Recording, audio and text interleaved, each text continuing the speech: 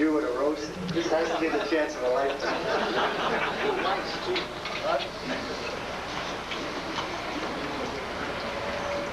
See, everyone's expecting me to take a lot of cheap shots at it. But one of the things that he taught me, and I couldn't remember the other one, was that you don't cross swords with a master, because he'll find a way to get the master. So I'm not going to do that. Actually, it falls upon me, Paul, to present the serious gift and to recollect something from our association. I've known Paul for a lot of years, and we've been friendly since, what, a week ago Wednesday? Actually, we've been close for a long period of time. Our desks were about 6 feet apart. And we decided to co-locate to better coordinate Paul's production and my materials area. Although somebody suggested to me the other day when we were trying to think up some witty things to say, that perhaps the real reason we moved closer together was that we were both getting too old to throw the spears any further.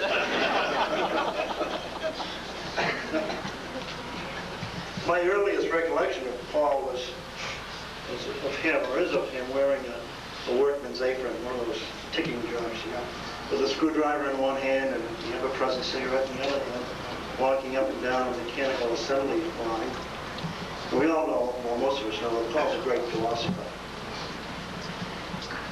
He can, will, and usually does speak to any point at great length, thinking pro or con, it doesn't matter.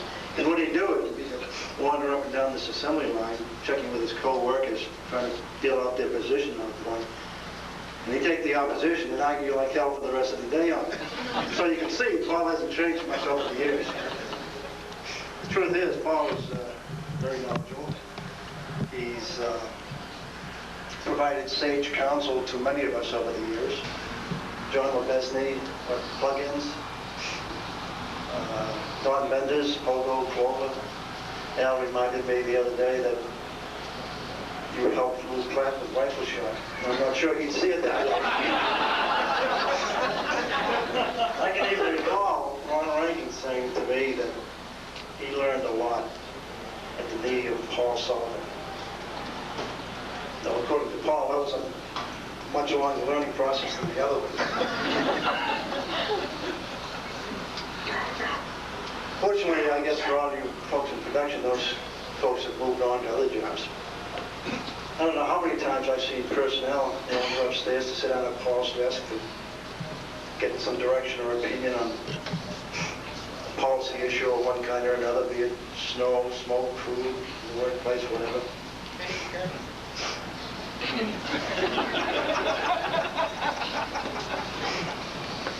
I guess I recognize as many of us do that Paul has a solution for every problem. I can recall at Ron's staff meeting when Ron was manufacturing manager, we would spend a great period of time hammering out some weighty solution. Finally get it resolved, and Paul would wake up over there in the corner and give us 16 subtle reasons why it wouldn't work. He thinks of everything. He thinks everything through. He made me promise that I would maintain some level of material challenges so that when he missed his production targets, he could always say what? What would he always say?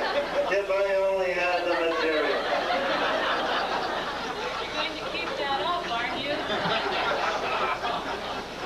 You've trained her too. Paul and I really came together when it dawned on both of us that, gee, if he didn't have the capacity to get the products made, and I didn't have the material, well, quite obviously it was a bad production plan, and we could both blame operations. Right. But finally, last week, it came to pass that Paul finally agreed that there was no such thing. He's really known about this. There's no such thing as a part shortage. But we decided there were unplanned requirements. Unfulfilled demands. Unfulfilled demands. So now, Paul, it was my task to plan and coordinate this financial gift. Now, you're not going to believe this, but somehow it got screwed up. And so I'm back on. But not to worry, when the money finally shows up, I'll see that you get it.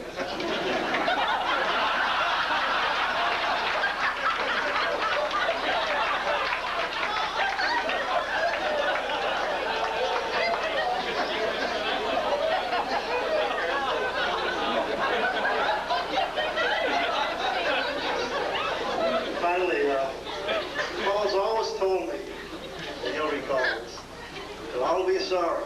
He's not always going to be around here to aggravate me. Then what will I do? Well, he is right. I will be sorry. Paul's a very devoted and caring person, and I'll miss him and we'll all miss him. Quite seriously.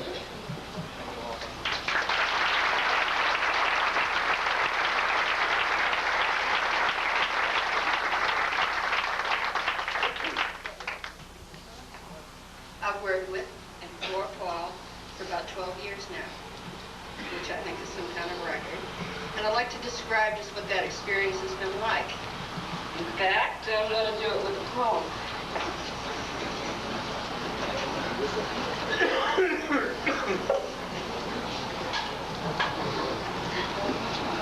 Each one of us knows he's been put to the test when Paul's face turns red and he pounds on his desk. Don't give me the detail, I don't want to know. Bottom line, only you frustrate me so. He gives us the freedom, but also the rope. If we make good decisions, he won't hang us, we hope. We hasten to tell him when a crisis has hit. With professional bearing, he answers, oh shit.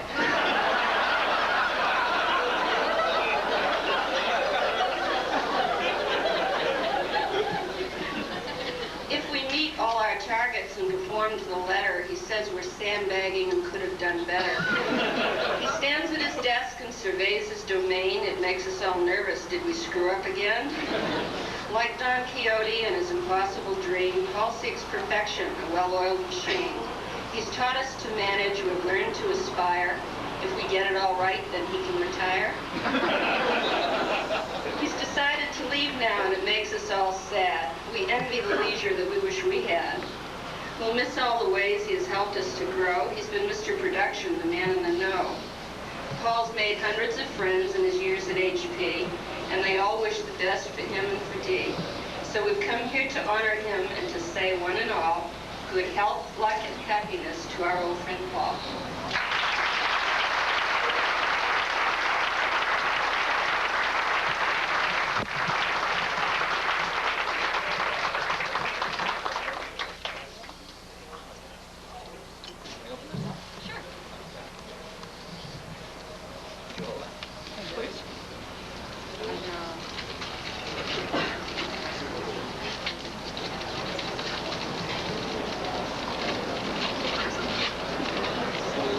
I should read the card first. It says Paul. It says Paul.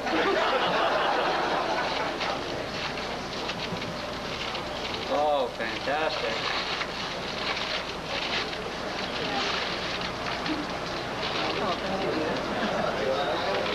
Here's what I'm going to be doing.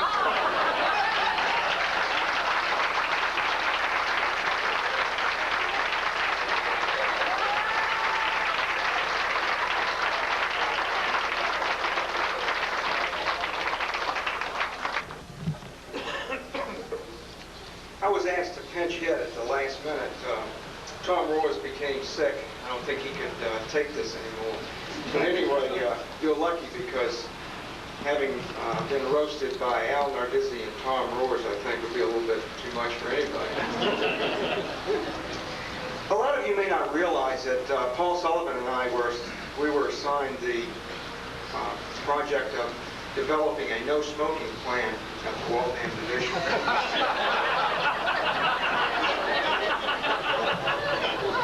Since we wanted to make this an engineering project, we were assigned this project back. Anyway, Paul, I'd like you to come up here because I want to present these to you if I can. When Paul and I met on this no-smoking plan, I would ask him questions about, well, Paul, what do you think we should do about this, and what do you think we should do about that? And one issue that came up was I said, Paul, what are we going to do about ashtrays? How are we going to provide enough ashtrays for everybody? I said, you know, this will cost a fortune if we have to provide ashtrays for all smokers. Now, I want to ask a question, everybody. How many people have seen Paul Sullivan walking around with a cigarette doing this in a coffee cup? Let's see a show of hands. Okay. At any rate, Paul says, all of a sudden the expression on his face changed, and he said, I've got it. I've got the perfect solution. It's not going to cost the Waltham division any money at all. I'd like to present this to you, Paul. Are you ready? I'm ready. I think.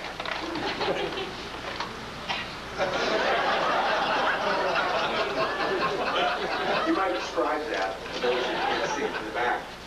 It's a solid gold-plated styrofoam coffee cup with a filter cigarette butt in the bottom. Good man. Incidentally, we didn't get this out of the plating shop. Anyway, the next plan was, I said, okay, that's a great idea. We're going to put that down. Oh, no, you're not through yet. I said, that's a great idea. No, Ron Rankin will buy that in a minute. So I said, what are we going to do, though, about the people who actually start having nicotine fits? I mean, you know, there are a lot of people who really are going to have withdrawal symptoms. So Paul looked at me, and all of a sudden, I saw the light come on. And he said, I've got just the solution. Are you ready? Now, this is neat.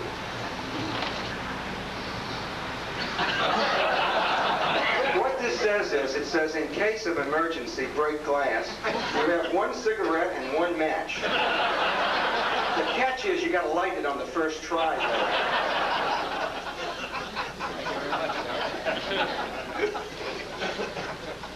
Anyway, Paul, I don't know how much of that will be incorporated into this plan, but it is a very nice legacy to leave. I'm sure that everybody will appreciate those suggestions.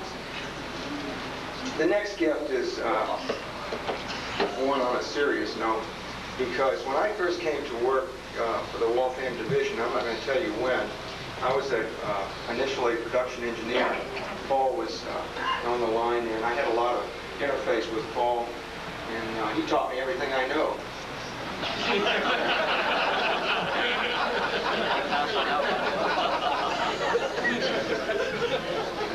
And I just want to personally thank you, Paul, for all of the fine contributions that you've made to my career development. It's terrific. And in all kidding aside, I want to thank you on behalf of the Waltham Division for all the many fine contributions that you truly have made. And this is a plaque to you, Paul, and it says, Paul Sullivan, Life Member, HP Manufacturing.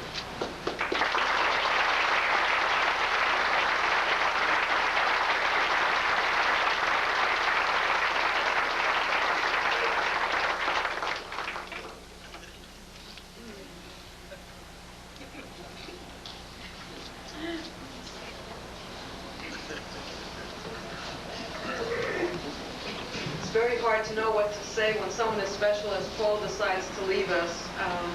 Paul is probably one of the finest HP managers that I've ever had a chance to work with, but he has so many friends here that I know are going to sincerely miss him from our day-to-day activities. So I'll briefly say to Dee and to Paul, we wish you happiness and success wherever your plans take you. And you have earned a service award from personnel that you haven't even seen yet.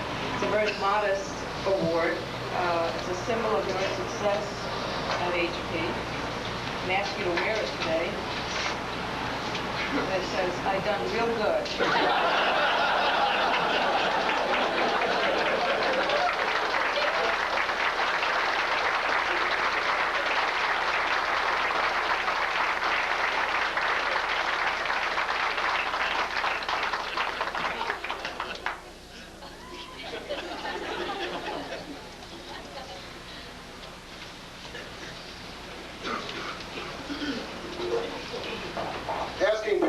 To put on a no smoking policy in the division is like asking the wolf to guard the hen house. And you decide that after 3 years of effort and not much progress. Everybody's had a good time with Paul. Let me tell you a little bit about my own personal involvement with Paul. Joe talks about how Paul has contributed to his career development. But let me tell you something sincerely, Paul has contributed to my career development. I was an engineer down in the lab and got the opportunity to come up and work in production. And you all remember that. I came upstairs and Jim Phelps took me by the shoulder and said, you're now production manager, and if you want to find out anything, don't come to me, go see Paul Sullivan. And that's in effect what I did, and it had a great deal to do with me having a good time in manufacturing, and a great deal to do with my true career development here. We talk a lot about the humorous aspects of working with Paul, and I could go on for hours about the humorous aspects of working with Paul, some of which I can't say in mixed company. But the truth is, Paul is a resource, a personal resource that I will miss, me personally. Paul has, as I've described to him on a couple of occasions, Paul's been a mentor for me. He has kept me honest. He has told us when we were chasing after some kind of cockeyed idea about something we wanted to do in manufacturing, he let us go on for 3 or 4 weeks amassing piles of data. I mean, we'd have everything literally up and down, right and left, 15 columns of data for days on end. We'd finally come to Paul and he'd say, "You're full of it." And he would be right. We would be chasing after some kind of will-o'-the-wisp when he knew the answer all along. So I truly regret, on a personal